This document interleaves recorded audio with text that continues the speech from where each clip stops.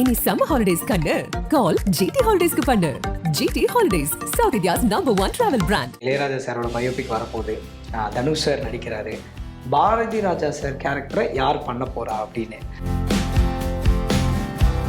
ஒரு லெஜண்ட் இளையராஜா அவருடைய வாழ்க்கையில் சொல்லும்போது ஜாக்கிரதையாக சொல்லும்.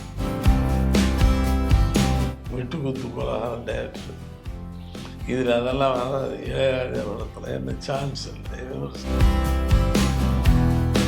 சூப்பர், இதை பண்ணுறோம். இந்த கேரக்டர் எனக்கு ரொம்ப பிடிச்சிருக்கு. ஆக்சுவலாக நிறைய டைமென்ஷன்ஸ் இருக்குது. ஸோ இதை நம்ம கண்டிப்பாக பண்ணுறோம் இந்த படம். ஜீவன்கிட்ட சொல்லியிருப்பாங்க, டே இந்த படம் நம்ம எப்படா பண்ணுறோம் என்ன பண்ணுறோம் அப்படின்னு சொல்லி ஜீவன்கிட்ட பேசியிருக்கும்போது அவங்க பேசி முடிச்சதுக்கப்புறம் நான் என்ன சொல்லுவேன்னா, அப்போ நான் என்ன பண்ணுறேன் அதில் அப்படின்னு சொல்லிட்டு கேட்பேன். நீ வீட்டில் இரு அப்படின்றாரு. இந்த ஜெனரேஷனில் இருக்கிற நிறைய பேருக்கு இந்த ஆப்பர்ச்சுனிட்டி கிடைக்காது. எங்கள் வீட்டில் டிவியில் கொஞ்சம் வந்தான் என் முன்னாடி குதிக்கிறான். என்ன நடிக்கிறான் என் கூட, என்ன நீங்கள் நீ தான் யார் ஆரம்பிக்கிறேன். என் முன்னாடி தான் நீ தான். சினிமாவோட நேர்களுக்கு வணக்கம். என்னோட பேர் மாதவன் கேஎஸ். அண்ட் இந்த ஒரு நேர்காணல் உண்மையிலே கொஞ்சம் நர்வஸாக இருக்குது. ஏன்னா எங்கேருந்து எங்கே கவுண்டர் வரும்னு தெரில. இங்கேருந்து கூட கவுண்டர் வர வாய்ப்புகள் இருக்குது. ஸோ அந்தளவுக்கு இருக்குது. பட் கல்வன் படத்தோட ப்ரொமோஷன்ஸில் இப்போ உங்களை மீட் பண்ணுறது விகடன் சார்பாக ஒரு பெரிய மகிழ்ச்சி. நீங்கள் எப்படி பாரதி ராஜா சாரை மீட் பண்ணி இந்த கதையில் நடிக்க வைக்கிறதுனால கன்வின்ஸ் பண்ணீங்க? ஃபஸ்ட்டு பாரதிராஜ் சார் ஆக்சுவலாக கன்வின்ஸ் பண்ணவே இல்லைங்க. நான் எதுவுமே பண்ணல. நான் ஜஸ்ட் நரேஷன் தான் சாருக்கு கொடுத்தேன். நான் எல்லா இன்டர்வியூவில் அதை சொல்லிட்டேன். ஆக்சுவலாக சாருக்கு ஒரு 1.5 மணி நேரம் நரேட் பண்ணேன். ரொம்ப கான்ஃபிடென்ட்டாக நரேட் பண்ணிட்டேன் அன்றைக்கி நான். ஸோ எனக்கே நான் நரேட் பண்ண மற்றவங்களுக்கு பண்ணதை விட சாருக்கு நரேட் பண்ணது ரொம்ப கான்ஃபிடென்ட்டாக இருந்தது. எனக்கு ரொம்ப திருப்தியாக இருந்தது. சாரும் நரேஷன் கேட்டு முடித்த உடனே ஒரு 5 செகண்ட்ஸ் பாஸில் இருந்தார். அந்த பாஸ் விட்டுட்டு அவர் எனக்கு ஒரு கண்ணிலே தெரிஞ்சிருச்சு அவர் சார் ரொம்ப பிடிச்சிருச்சுன்னு. ரொம்ப அப்ரிஷியேட் பண்ணார். ரொம்ப நல்ல படம், இது ரொம்ப நல்ல கதைடா, இது நிச்சயமாக நம்ம பண்ணுறோம், எப்போ ஷூட்டிங் போகலாம் அப்படின்றத சார் சொன்னார். ஸோ அது எனக்கு ரொம்ப திருப்தியாக இருந்தது. ஆக்சுவலாக ரொம்ப ரொம்ப மகிழ்ச்சியான ஒரு தருணம் அது. ஆக்சுவலாக பிவி சார் கதை சொல்லும்போது இந்த கதையில் நான் நடிச்சே ஆகணும் அப்படின்ற அந்த முடிவு எப்படி எடுத்தீங்க? கதையில் என்ன உங்கள் விஷயங்கள் நீங்கள் பார்த்தீங்க? நான் சமீப காலம் நிறைய படம் நடிக்கிறேன். ஒவ்வொன்றில் ஒரு கேரக்டரு.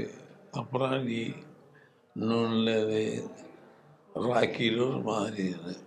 இந்த கதை கேட்டோன்னா கொஞ்சம் சில இடங்களில் இதில் வாழ்ந்த மனிதனுடைய வாழ்க்கையை சொல்லும்போது கொஞ்சம் கண்டு கிடைக்கிச்சு. அந்த என் கேரக்டர் அது சொல்லக்கூடாது. எனக்கு நானே கொஞ்சம் கண்டு வாழ்க்கை இப்படி இருக்குது. ஒரு பெரியவருடைய வாழ்க்கையில் இது இப்படி இருக்குது. இந்த கேரக்டர் நான் பண்ணுறேன், இதை எவ்வளோ தூரம் செய்யணும். ஏன்னா பெரிய அனுபவம் வேணும். ஒரு மெச்சூர்டு மேன், பெரிய ஆள் பண்ண வேண்டிய கேரக்டர். சரி என்ன நம்பிட்டான், சரி நடிப்போம் அப்படின்னு. கதையை உள்வாங்கி செய்கிறதுங்கிறது ஒன்று இருக்குது. இந்த படம் பண்ணும்போது எனக்கு கொஞ்சம் கோபம் வந்துச்சு. நல்ல காட்டுக்குள்ளே கொண்டு வச்சுட்டாங்க. ஜங்கிள் எனி டைம் யானை வரும், எதையாவது வரும், மலைப்பாம்பு கூட வந்துடலாம்.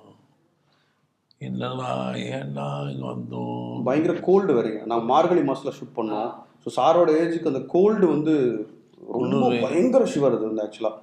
அந்த மாதிரி இருக்கும்போது ஒரு புதிய அனுபவம் எனக்கு. இதில் வேலை செஞ்சதே ஒரு பெரிய திருப்தி. இப்போ எல்லா படங்களுக்கும் உட்காந்து இந்த மாதிரி பேசுவோம். இந்த படத்தை ஒவ்வொரு படத்துக்கும் ஒரு ப்ரொமோஷனுக்காக வேண்டி பேசுவோம். இது அப்படி இல்லை. நான் லவ் பண்ணி அடரான இண்டஸ்ட்ரியில் ஐம் எக்ஸ்பெக்டிங் ஸ்க்ரீனில் நான் எப்படி இருப்பேன் அப்படின்னு எதிர்பார்க்குறது இவ்வளோ படங்கள் இருக்கு.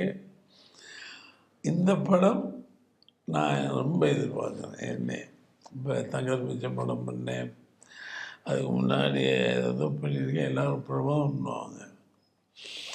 இந்த படத்தில் நான் யார், இது எனக்கு ரொம்ப முக்கியம். இப்போ எல்லாம் சொல்லுவாங்க சிங்கிள் ஷாட்டில் நடித்தேன், ஏதோ ஒரு படம், இன்னமும் ஒரு படம், நிறைய டைலாக் வரும். ஆனால் இந்த படம் பண்ணும்போது ஒரு பயம் இருந்துச்சு. பட் படம் சில ஷார்ட்ஸ் பார்த்தோன்னு திருப்தி ஆகிட்டேன். நாங்களே வெயிட்டிங் புது பாரதிராஜா சாரை எப்படி பார்க்க போகிறோம் அப்படின்ற மாதிரி. நான் எதிர்பார்த்துட்ருக்கேன் எப்படா காட்டுவேன். படம் பார்த்துட்டீங்களா சார்? இல்லை, சார் யங்ஸ்டர்ஸ் எல்லாரோடையும் சேர்ந்து நீங்கள் இந்த படத்தில் வந்து நடிச்சிருக்கீங்க. யங்ஸ்டர்ஸோட சேர்ந்து நடித்தது எப்படி இருந்துச்சு அனுபவம்? வேலை செஞ்சது டைரக்டராக இருக்கட்டும், நம்ம ஆக்ட்ரஸாக இருக்கட்டும், எல்லாருக்கூடையும் நடித்தது எப்படி இருந்துச்சு? எப்படி யங்ஸ்டர்ஸோட, இளைஞர்களோட சேர்ந்து. நானே அதுதான் சொல்லுவேன், நாங்கெல்லாம் சேர்ந்து தான் ஒரு யங்ஸ்டர் கூட நடிச்சிருக்கோம். நான் யங்ஸ்டர் என்னோட சேர்ந்து முதல் நடிச்சாங்க. இந்த வயசானவங்க எல்லாம் நடிச்சிருக்காங்க. நீங்க சொல்லுங்கப்பா, யங்ஸ்டர் கூட சேர்ந்து இந்த மாதிரி வயசானவங்க எல்லாம் நடிச்சிருக்காங்களே, எப்படி இருந்ததுன்னு கேளுங்க. ஏதாவது மறக்க முடியாத அனுபவம் ஷூட்டிங்கில்? யங்ஸ்டர்ஸ் நீங்கள்லாம் சேர்ந்து காட்டில் ஷூட்டிங் பண்ணீங்க. ஸோ மறக்க முடியாத அனுபவம் இந்த யங்ஸ்டர்ஸோட எப்படி இருந்துச்சு? மறக்க முடியாத அனுபவம்னா எல்லாமே மறக்க முடியாதான். 3 நாள் யானை வச்சுட்டு மிரட்டிட்டேன். சார் இப்போது உங்களோட நண்பர், நெருங்கிய நண்பர், அவரோட பயோபிக், இளையராஜா சாரோட பயோபிக் வரப்போகுது.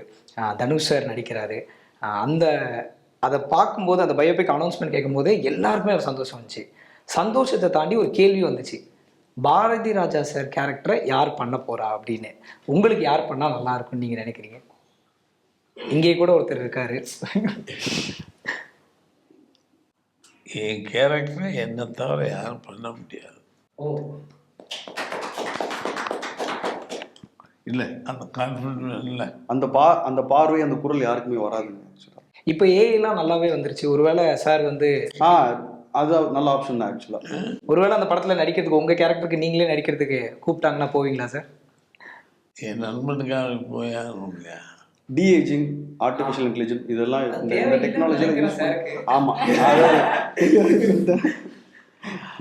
இளையராஜாவுக்கு இது பெரிய இறக்கம். வேர்ல்டு வைடாக நான் சொன்னேன், டைரக்டர் எனக்கு வேண்டியவன், யாருக்குமே கிடைக்காத ஒரு சான்ஸ், ஒரு லெஜண்ட் இளையராஜா. அவருடைய வாழ்க்கையில் சொல்லும்போது ஜாக்கிரதையாக சொல்லணும், பயோகிராஃபி சொல்லும்போது ஜாக்கிரதையாக இருக்கும். மற்ற எதை வேணாலும் பண்ணலாம், கற்பனை இப்போதான், இது நடந்த விஷயங்கள் வாழ்வில் ஜாக்கிரதையாக. அவன் நல்ல பையன்.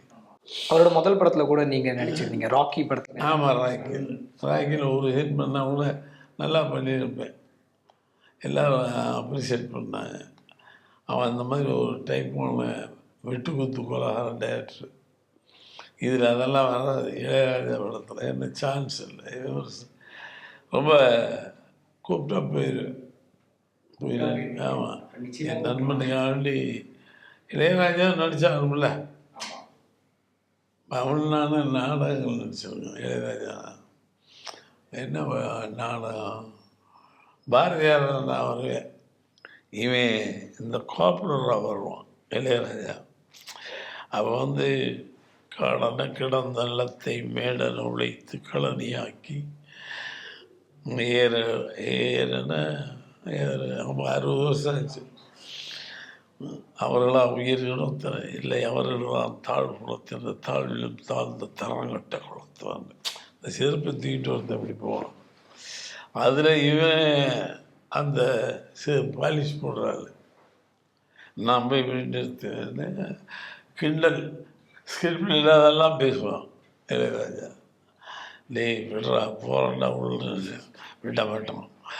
அவன் பூட் பேகர் பாலிஷ் என்னை அவமானப்படுத்த ஆளு இருக்காங்க, கம்மன்னு இப்போ தான் ஒன்றை விடக்கூடாது அப்படி நான் நிச்சயமாக இளையராஜாவோட தான் நான் இருப்பேன். சார் உங்களுக்கும் இளையராஜா சாருக்கும் 60 வருஷத்துக்கு மேலே நட்பு இருக்குது. இந்த ஒரு மொமெண்ட் லைஃப்பில் எங்கள் 2 பேருக்குள்ளே நடந்த ஒரு பர்சனல் மூமெண்ட் படத்தில் இருந்தால் ரொம்ப நல்லா இருக்கும் அப்படின்னு நீங்கள் நினைக்கிற விஷயம் என்னது அந்த படத்தில்? ஒவ்வொரு நாளும் ஒரு வித்தியாசமான நாள். அவனும் நானும் ஜாலியாக கிண்டல் கேலி, எங்களை கண்டாலே பயந்து ஓடிடுவாங்க அந்த ஊரில். என்ன 2 வீட்டில் வந்துட்டான் நான் என்ன அவ்வளோ கலாய்ப்போம். ரோட்டில் ஒவ்வொரு பிள்ளைகளில் பார்த்தா கலாய்ப்போம். ஆமாம், ஸ்கூல் கேர்ள்ஸ் வருங்க, எல்லாத்துக்கும் ஒரு கலாய்க்கிறது. இன்றைக்கி இருக்க இளையராஜா, இன்றைக்கி இல்லை, இன்றைக்கி இருக்க பாரதிராஜா. எங்களை கண்டா ஓடுங்க பிள்ளைய, ஓடு பிள்ளைய. அந்த மாதிரி அவனுக்கு எனக்கு நிறைய அவங்க அம்மாவுடைய மறைவு, அந்த குழந்தையோட மறைவு, பவதாரணி மறக்க முடியாது. அதை பேசும்போதெல்லாம் கஷ்டமாக இருக்கும்.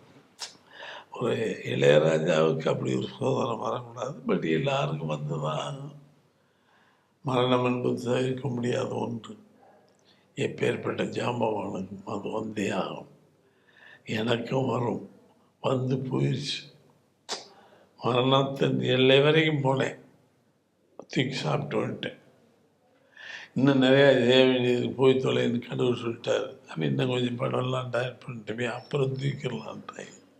இப்போ சில படங்கள் பண்ணுறதுக்காண்டி திருப்பி அனுப்பிச்சிட்டாங்க. அந்த மாதிரி அவனுக்கு எனக்கு நிறையா விஷயங்கள் இருக்குது. நிறையா விஷயம், சண்டை, சமாதானங்கள், கிண்டல், கேலி. நான் பாட்டு பாடினா இந்த சூடி அவனை நம்ம ஓட வச்சு பார்க்கணும்னா நான் பாடுவேன், ஐயோ ஓடிடுவான். ஏன்னா அவ்வளோ அற்புதமாக இருக்கு என் குரல். அது மாதிரி. But it's a great thing. அவனுடைய இதில் எபிக் சொல்கிறான் இருக்கீங்கிறதே உலகம் இருக்கிற வரைக்கும் ஒரு பெரிய ரெக்கார்டு. இளையராஜா நமக்கு கிடைச்சதே பெரிய விஷயம். அதை நான் சும்மா அவனை சொல்கிறதுக்கே இது, அவன் ஒரு பெரிய ரைட்டரும் கூட, அவன் ஒரு பெரிய டிராயிங் மாஸ்டர். நானும் அவனும் படையோட ஆரம்பிச்சு போட்டி வரும். என்னை காட்டில் அவன் கம்மின்னு யாரோ சொல்லிட்டா, அவரது பாரதி ராஜாவா வரைஞ்சது நல்லா இருக்கு, நக்கிழ்ச்சி புருஷன் அப்படி கோவம் வரும். ஏன்னா அவன் முன்னாடி நான் இதாக இருக்கக்கூடாது. இப்படிலாம் நல்ல அனுபவம் அவனோடு. ஜீவியோ இப்போ இந்த படத்தை கூட நான் முதல்ல நினச்சேன் இளையராஜா இருக்கணும், அப்புறம் தான் ஜீவி நடிக்கிறான், ஜீவி தான் இதுக்கு மியூசியம். சாங் கேட்ட முன்னாடி ஐ எம் ஸோ ஹாப்பி. அவன் அருமையான சாங்ஸ் போட்டிருக்கான், நல்ல கம்போசர். நான் சொல்லுவேன், நீங்கள்லாம் கடவுளுடைய குழந்தைடான்னு. பேசும்போதே பாருங்கள் லட்டு மாதிரி இருக்கும். அவன் லவ்லி பாய். அப்படியே அந்த மொழியங்க வச்சுட்டு எனக்கு ரொம்ப பிடிச்சது அவனோட நடித்தது. அதுக்காண்டி சங்கருக்கு நான் தேங்க்ஸ் சொல்லலாம். பிவி சார் எப்படி ஜிவி சாரை மீட் பண்ணீங்க? ஜிவி சார் பார்த்தீங்கன்னா, எனக்கு ஆக்சுவலி நான் பேசிக்கலாக நான் சினிமாட்டோகிராஃபராக ஒர்க் பண்ணியிருந்தேன்ல. ஸோ நான் அவர் கூட வந்து ப்ரூஸ்லி நான் தான் சினிமாட்டோகிராஃபர். ஸோ அவர் அதில் நடிச்சிருந்தார். ஸோ அப்போ இருந்து எனக்கு ஜிவி சார் நல்லா பழக்கம் தான். ஸோ அதுக்கப்புறம் நான் ராட்சசன் மரகதானியம் படம் பண்ண போயிட்டேன். ஸோ அவரும் பிஸியாக இருந்தார். ஸோ நான் அந்த மாதிரி ஸ்கிரிப்டு என்னோடய ரைட்டர் ரமேஷ் அவர் தான். ஸோ அவர் ஸ்கிரிப்டு இந்த வெர்ஷன் நான் முடிச்சுட்டு நான் எனக்கு கொடுத்தாரு. ஸோ அதுக்கப்புறம் நான் வாங்கிட்டு சரி என்னோட கரெக்ஷன்ஸ் எல்லாம் பண்ணி முடிச்சுட்டு நான் அவர் அப்ரோச் பண்ணேன். அவர் ரொம்ப சர்ப்ரைஸோ, அப்படியா நம்ம டைரக்ஷன் பண்ணுறீங்களா, சூப்பர் ஸ்கிரிப்டு உடனே கேட்போன்னு உடனே வர சொல்லிட்டாரு. நான் போனேன். அவருக்கு நான் பெருசாக நரேட் பண்ணலை, ஐடியா சொன்னேன். சூப்பராக இருக்குது ஐடியா, நம்ம எனக்கு எப்போ சொல்கிறீங்கன்னா, இல்லை நான் சொல்கிறேன் உங்களுக்கு பவுன் கொடுத்தா நீங்கள் படிச்சிருங்கண்ணே. தென் அதுக்கப்புறம் நான் ஒரு ஒரு 2 months டைம் எடுத்துட்டேன் என்னோட வெர்ஷன் ரெடி பண்ணுறதுக்கு. வெர்ஷன் ரெடி பண்ணிவிட்டு நான் பவுண்டு கொடுத்த அன்னைக்கு படிச்சிட்டார் அவர். அன்னைக்கே அவ்வளோ ஈகராக வெயிட் பண்ணார்.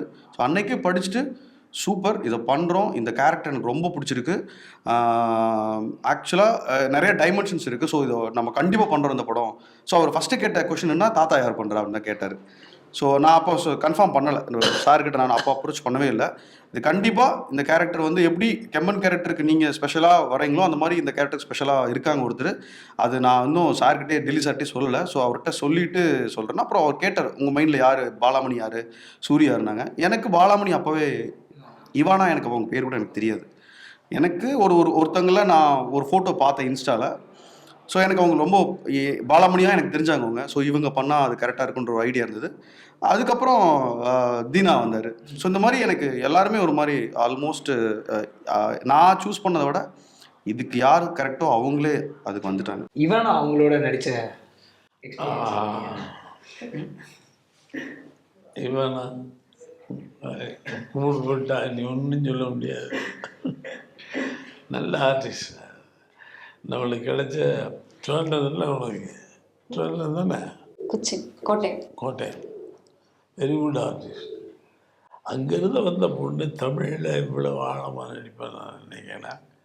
சின்ன சின்ன விஷயங்கள் ஐயோ கோபம் வந்தேன்னா ஸ்க்ரீனில் பாருங்கள் அந்த கோபத்தை, சூப்பராக இருக்கும். வந்தா அடிப்பா ஜீவியை டம்மு டம்மு டம்முன்னு. ஆனால் நான் அப்புறம் என்ன பொண்ணு நினச்சேன், அடி பின்றாலே நமக்கு மட்டும் கொடுத்துறாத. ரொம்ப அழகாக நடிச்சிருப்பான். நீங்கள் நம்ப மாட்டீங்க, எனக்கு ஒரு தப்பு பண்ணிட்டான் அப்படின்னு நினச்சி ஏமே பெரிய இது இருப்பான், மரியாதை வச்சுருப்பான்.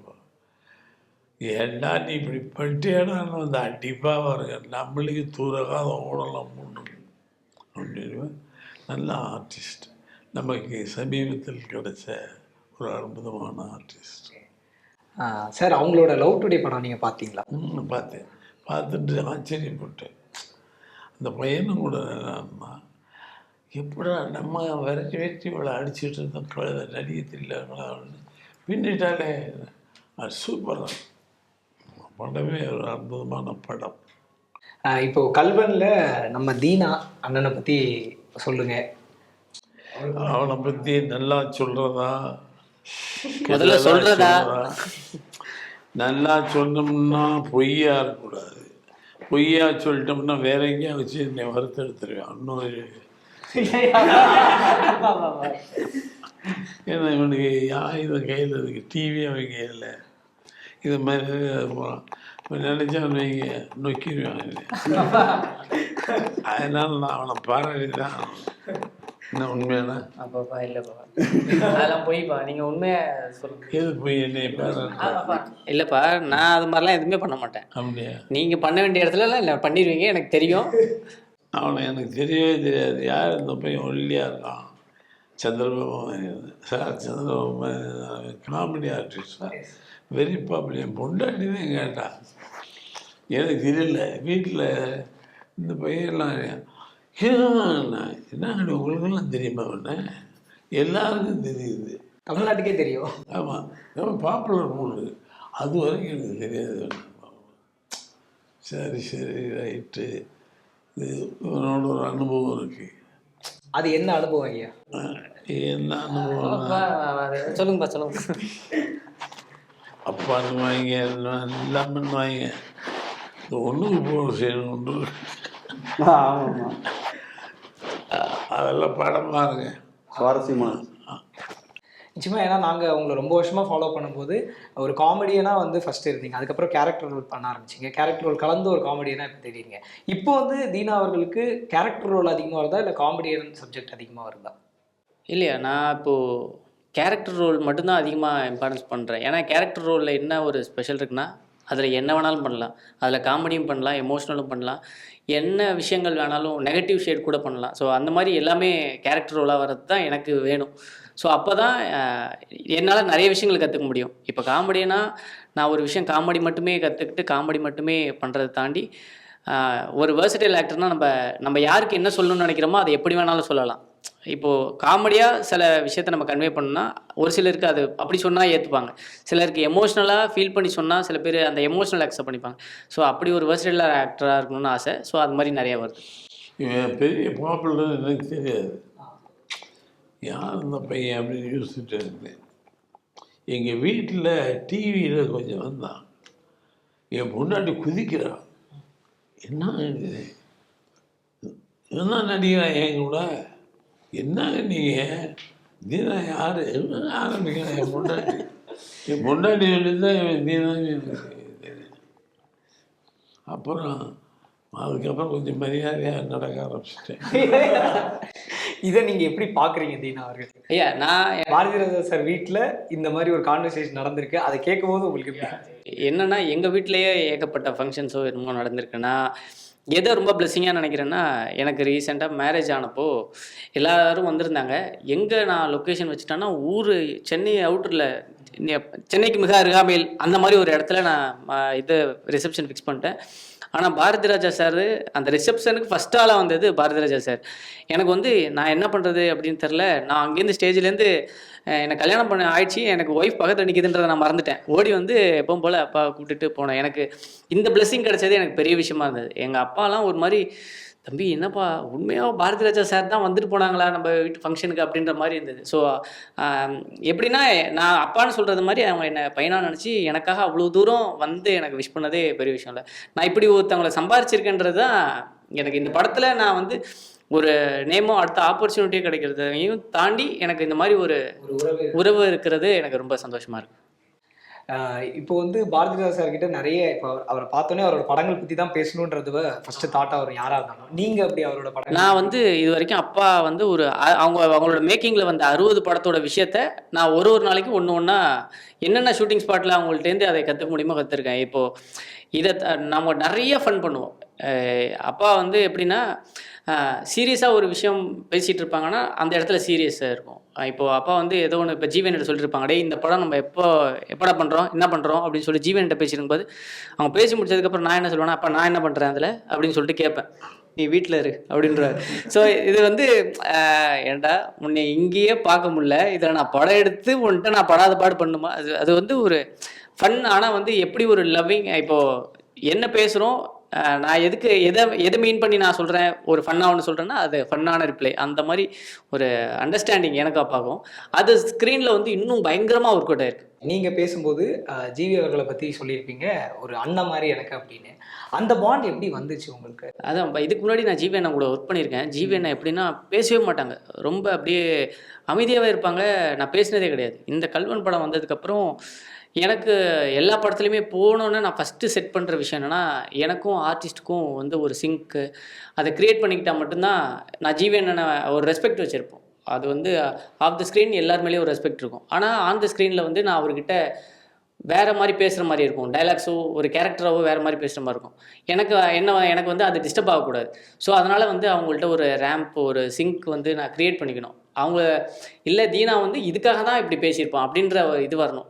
ஏதோ ஒன்று சீன்லேயே நம்ம எக்ஸ்ட்ரா ஒரு கவுண்டர் வந்துட்டால் கூட அதை அவங்க தப்பாக எடுத்துக்கூடாது. ஸோ அந்த ரேம்போ ஒரு ஃப்ரெண்ட்ஷிப் இருந்தால் தான் தெரியும்ட்டு ஜிவி அண்ணா கூட பழக ஆரம்பித்தேன். ஜிவி அண்ணன் அதை தாண்டி என்கிட்ட அதிகமாக ஒரு இது கொடுத்தோன்னே, ஆஹா இவனுங்க இந்த ஒரு சிங்க் இருக்கலாம் பரவாயில்ல, இவ்வளோ சிங்க் இருந்தால் ரொம்ப தப்பாயிரும்னு டேரக்டர் அதை புரிஞ்சுக்கிட்டாங்க. போதும் சிங்க் போதும், வாங்க நீங்கள் வாங்க, இதுக்கப்புறம் உங்கள் 2 பேருக்குள்ள சிங்கே இருக்கக்கூடாது அந்த மாதிரிலாம். உங்களோட படங்கள் வாய்ப்பு கூட நிறைய அவர் உங்களை ரெஃபர் பண்ணுறாரு சொன்னீங்க. இது வரைக்கும் எனக்கு வந்து ஒரு 4-5 படம் பண்ணாங்க. ஆனால் எனக்கும் டைரக்டர் சாருக்கும் ஒரு ஆசை என்னென்னா, கல்வன் படத்தில் இந்த காம்போ ஃபஸ்ட்டு வந்ததுக்கப்புறம், ஆனால் அந்த 5 படத்தில் ஒரு 3 படம் வந்து ஆல்ரெடி ரிலீஸ் ஆகிடுச்சு.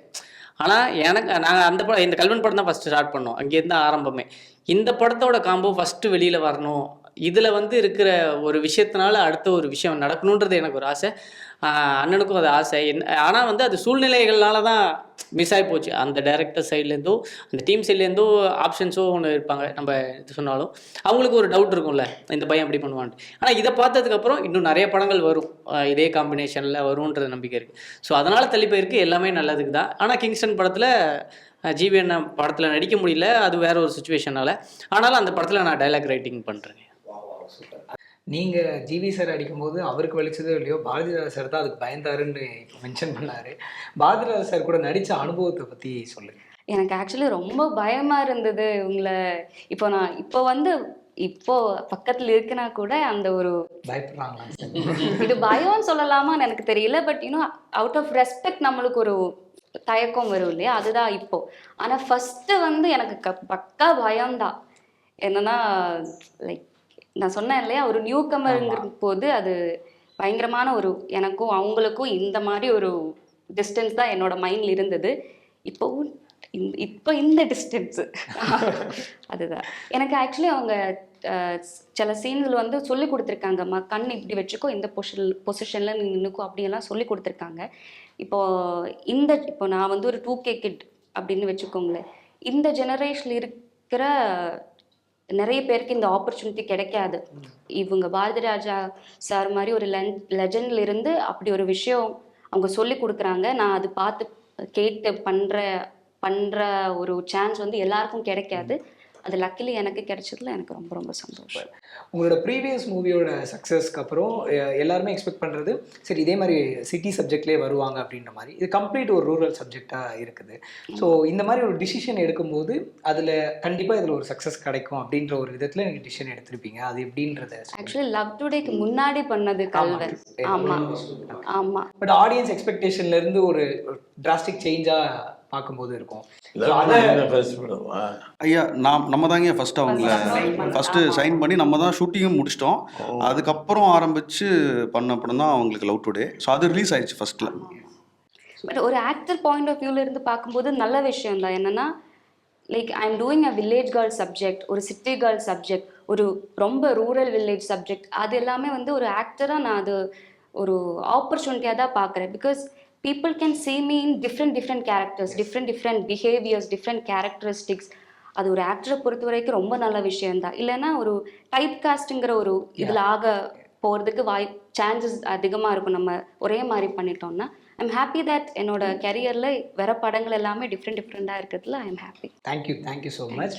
அண்ட் ரொம்ப நன்றி உங்களோட நேரத்துக்கு இவ்வளோ தூரம் வந்து இன்டர்வியூ வந்து சூப்பராக நீங்கள் பேசி கொடுத்தீங்க. ஆஸ் வெல் அஸ் வந்து April 4th கல்வன் ரிலீஸ் ஆகுது அண்ட் மக்கள் எல்லாருமே வெயிட் பண்ணுறாங்க.